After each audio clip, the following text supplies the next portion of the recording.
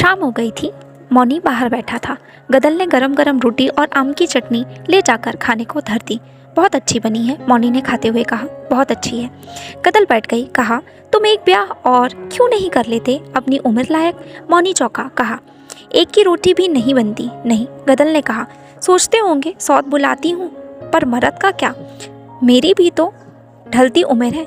जीते जी देख जाऊंगी तो ठीक, ना हो तो हुकूमत करने को तो एक मिल जाएगी। मौनी हंसा, बोला, यूँ कह, हौस है तुझे, लड़ने को चाहिए। खाना खाकर उठा तो गदल हुक्का भरकर दे गई और आप दीवार की ओट में बैठकर खाने लगी।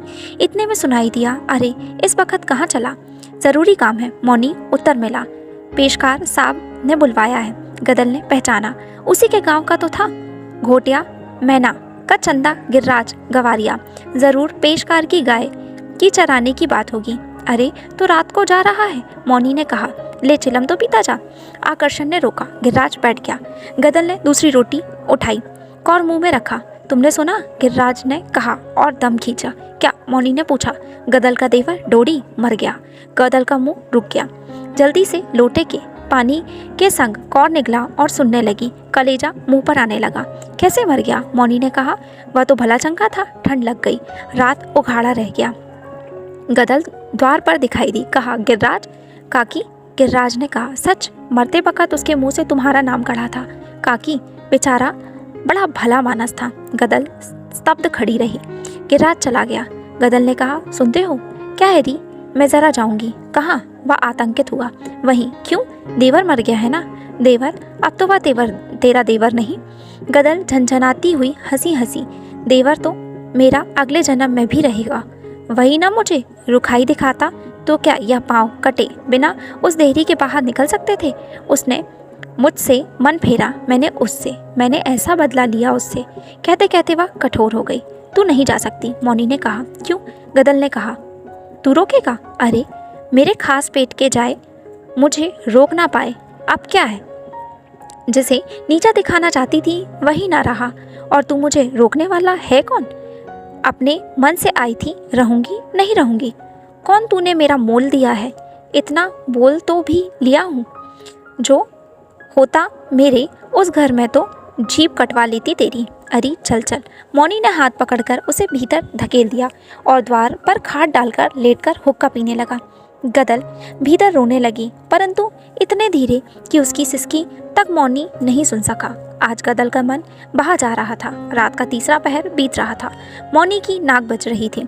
गदल ने पूरी शक्ति लगाकर छप्पर का कोना उठाया और सापिन की तरह उसके नीचे से रेंगकर दूसरी ओर कूद गई। मौनी रह रहकर तड़पता था। हिम्मत नहीं होती थी कि जाकर सीधे गांव में हल्ला करे और लठ के बल पर गदल को उठा लाए। मन करता ससुरी की टांगें तोड़ दें। दुल्लो ने व्यंग भी किया कि उसकी लुगाई भागकर नाक कटा गई। खून का सा घूंट पीकर रह गया।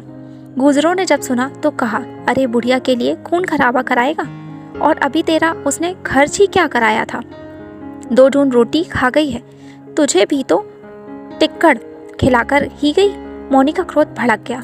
घोटिया का गिर्राज सुना गया था। जिस वक्त गदल पहुंची, पटेल बैठा था। निहाल ने कहा था, खबरदार भीतर पाँव न धरियो। क्यों लौट आई है बहू? पटेल चौंका था। बोला, अब क्या लेने आई है?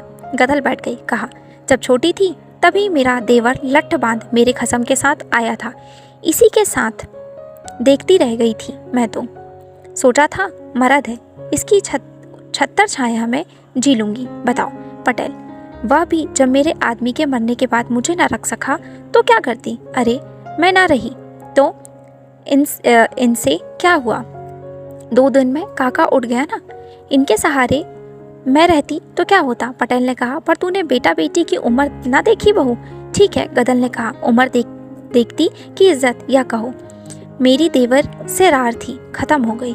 ये बेटा है, मैंने कोई बिरादरी के नेम के बाहर की बात की हो तो रोककर मुझ पर दावा करो, पंचायत में जवाब दूंगी। लेकिन बेटों ने बिरादरी के मुंह पर थूका। तब तुम सब कहाँ थे? सो कब? पटेल ने आश्चर्य से पूछा। पटेल ना कहेंगे तो कौन कहेगा? 25 आदमी खिलाकर लुटा दिया मेरे मर्द के कारज में। पर पगली, यह तो सरकार का कानून था। गदल हंसी। सारे जग में कानून चल रहा है पटेल। दिन दहाड़े भैंस खोलकर लाई जाती है, मेरी ही मर्द पर कानून था, यूं ना कहोगे? बेटों ने सोचा, दूसरा अब क्या धरा है? क्यों पैसा बिगाड़ते हो कायर कहीं के? निहाल गरजा, कायर? हम कायर? तू सिंहनी? हाँ मैं सिंहनी। गदल तड़पी, बोल तुझ में है हिम्मत, बोल। वह भी चिल्लाया, जा बिरादरी कारज में न्योता दे काका के। गदल ने कहा। निहाल सक पका गया, बोला पुलिस? गदल ने सीना ठोक कर कहा, बस लुगाई बकती है। पटेल ने कहा, गोली चलेगी तो? गदल ने कहा, धर्म धुरंधरों ने तो डुबो ही दी, सारी गुजरात ही डूब गई माधो, अब किसी का आसरा नहीं, कायर ही कायर बसे हैं। फिर अचानक कहा, मैं करूं प्रबंध? तू? निहाल ने कहा, हाँ मैं। और उसकी आंखों में पानी भर आया। कहा, वह मरते बखत मेरा नाम लेता गया है ना, तो उसका प्रबंध मैं ही करूंगी। मौनी आश्चर्य में था। गिरिराज ने बताया था कि कारज का जोरदार इंतजाम है। गदल ने दरोगा को रिश्वत दी है, वह इधर आएगा ही नहीं। गदल बड़ा इंतजाम कर रही है। लोग कहते हैं उसे अपनी मरद का इतना गम नहीं हुआ था जितना अब लगता है। गिरिराज तो चला गया था पर मौनी में विष भर गया था। उसने उठते हुए कहा, तो गदल तेरी भी मन की होने दूं, सो गोला का मौनी नहीं। दरोगा का मुंह बंद कर दे, पर उससे भी ऊपर एक दरबार है। मैं कस्बे में बड़े दरोगा से शिकायत करूंगा। कारज हो रहा था, बातें बैठती जिमती उठ जाती और कठाव से पुए उतरते। बाहर मर्द इंतजाम कर रहे थे, खिला रहे थे। निहाल और नारायण ने लड़ाई में महंगा नाच बेचकर जो घड़ों में नोटों की चांदी बनाकर डाली थी वह निकली और बोहरे का कर्ज चढ़ा। पर डांग में लोगों ने कहा, गदल का ही बूता था, बेटे तो हार बैठे थे, कानून क्या बिरादरी से ऊपर है। गदल थक गई थी, औरतों में बैठी थी। अचानक द्वार में से सिपाही सा दिखा, बाहर आ गई। निहाल सिर झुकाए खड़ा था। क्या बात है दीवान जी? गदल ने बढ़कर पूछा। स्त्री का बढ़कर पूछना देख दीवान सकपका गया। निहाल ने कहा, कहते हैं कारज रोक दो।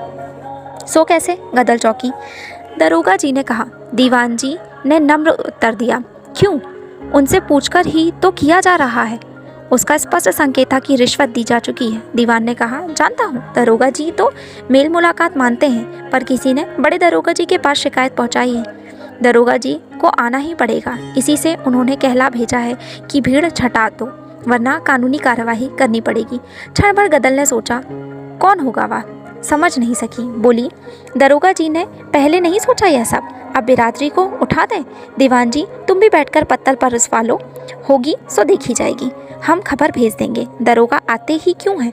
वे तो राजा हैं। दीवान जी ने कहा, सरकारी नौकरी है, चली जाएगी, आना ही होगा उन्हें, तो आने दो। गदल ने चुभते स्वर में कहा, सब गिरफ्तार कर लिए जाएंगे, समझी? राज में टक्कर लेने की कोशिश ना करो। अरे तो क्या राज बिरादरी से ऊपर है? गदल ने तमक कर कहा, राज के पिसे तो आज के पिसे हैं, पर राज के लिए धर्म नहीं छोड़ देंगे। तुम सुन लो, तुम धर्म छीन लो तो हमें जीना हराम है। गदल ने पाँव के धमाके से धरती चल गई। 3 बातें और उठ गई। अंतिम बात थी। निहाल ने अंधेरे में देखकर कहा, नारायण जल्दी कर, एक बात बची है ना?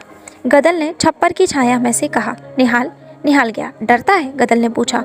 सूखे होठों पर जीभ फेरकर उसने कहा, नहीं, मेरी कोख की लाज करनी होगी तुझे। गदल ने कहा, तेरे काका ने तुझको बेटा समझकर अपना दूसरा ब्याह नामंजूर कर दिया था, याद रखना, उसके और कोई नहीं। निहाल ने सिर झुका लिया। भागा हुआ एक लड़का आया। दादी, वह चिल्लाया, क्या है रे? गदल ने संशक होकर देखा। पुलिस हथियार बंद होकर आ रही है। निहाल ने गदल की ओर रहस्य भरी दृष्टि से देखा। गदल ने कहा, बात उठने में ज्यादा देर नहीं है, लेकिन वे कब मानेंगे? उन्हें रोकना होगा। उनके पास बंदूकें हैं। बंदूकें हमारे पास भी हैं निहाल। गदल ने कहा, डांग में बंदूकों की क्या कमी? पर हम फिर खाएंगे क्या? जो भगवान देगा। बाहर पुलिस की गाड़ी का भोपू बजा। निहाल आगे बढ़ा। दरोगा ने उतरकर कहा, यहाँ दावत हो रही है। निहाल भौचक्का रह गया। जिस आदमी ने रिश्वत ली थी वह अब पहचान ही नहीं रहा था। हाँ, हो रही है। उसने क्रुद्ध स्वर में कहा, 25 आदमी से ऊपर हैं, गिनकर हम नहीं खिलाते दरोगा जी, मगर तुम कानून तो नहीं तोड़ सकते। राज का कानून कल का है, मगर बिरादरी का कानून सदा का है। हमें राज नहीं लेना, बिरादरी से काम है, तो मैं गिरफ्तार करूंगा। गदल ने पुकारा। निहाल भीतर गया। गदल ने कहा, पंगत होने तक इन्हें रोकना ही होगा, फिर सबको पीछे से निकाल देंगे, मगर कोई पकड़ा गया तो बिरादरी क्या कहेगी? पर ये वैसे ना रुकेंगे, गोली चलाएंगे। तू ना डर। छत पर नारायण 4 आदमियों के साथ बंदूकें लिए बैठा है। निहाल कांप उठा। उसने घबराए हुए स्वर से समझने की कोशिश की। हमारी टोपीदार है, उनकी राइफल है, कुछ भी हो पंगत उतर जाएगी और फिर तुम सब भागना। हठात लालटेन बुझ गई। धाए धाए की आवाज़ आई। गोलियां अंधकार में चलने लगी। गदल ने चिल्लाकर कहा, सौगंध है, खाकर उठना। पर सबको जल्दी की फिक्र थी। बाहर धाए धाए हो रही थी। कोई चिल्लाकर गिरा। बात पीछे से निकलने लगी। जब सब चले गए, गदल ऊपर चढ़ी। निहाल से कहा, बेटा। उसके स्वर की अखंड ममता सुनकर निहाल के रोंगटे उस हलचल में भी खड़े हो गए। इससे पहले कि वह उत्तर दे, गदल ने कहा, तुझे मेरी कोख की सौगंध है। नारायण को और बहू बच्चों को लेकर पीछे से निकल जा। और तू मेरी फिक्र छोड़, मैं देख रही हूँ, तेरा काका मुझे बुला रहा है। निहाल ने बहस नहीं की। गदल ने एक बंदूक वाले से भरी बंदूक लेकर कहा, चले जाओ सब, निकल जाओ। संतान के मुंह से जकड़े हुए युवकों को विपत्ति ने अंधकार में विलीन कर दिया। गदल ने घोड़ा दबाया। कोई चिल्लाकर गिरा। वह हंसी। विकराल हास्य उस अंधकार में गूंज उठा। दरोगा ने सुना तो चौंका। औरत मर्द कहाँ गए? उसके सिपाहियों ने पीछे से घेराव डाला और ऊपर चढ़ गए। गोली चलाई। गदल के पेट में लगी। युद्ध समाप्त हो गया था। गदल रक्त से भीगी हुई पड़ी थी। पुलिस ने जवान इकट्ठे हो गए। दरोगा ने पूछा, यहाँ तो कोई नहीं हुजूर। एक सिपाही ने कहा, यह औरत है। दरोगा आगे बढ़ाया। उसने देखा और पूछा, तू कौन है? गदल मुस्कुराई और धीरे से कहा, कारज हो गया दरोगा जी, आत्मा को शांति मिल गई। दरोगा ने झल्लाकर कहा, पर तू है कौन?